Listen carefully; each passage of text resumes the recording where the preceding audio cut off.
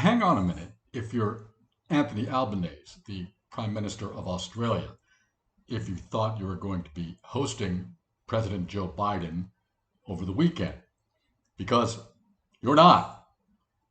Biden is currently attending the G7 conference in Japan, and he had intended to visit Australia and Papua New Guinea immediately after the G7, but he decided to cut those two legs of his trip off so that he can return to Washington to deal with the ongoing debt ceiling crisis that's being foisted upon him by congressional Republicans who have no problem whatsoever embarrassing the United States on the world stage with this completely ridiculous political tactic that nobody is going to remember within a couple of weeks.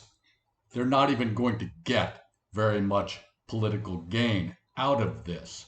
But any sort of damage that they can inflict upon the president, and by the way, on the country as a whole, is worth it for them. They may or may not know that other countries are looking at the United States right now and saying, we're not sure that the United States is really in terms of global participation, let alone leadership. But the Republicans don't care. They're willing to drag the entire country down with them. So, if you're Anthony Albanese or somebody on his staff, enjoy your weekend because suddenly you've got a lot of free time. As for the rest of you, thank you very much for your kind attention.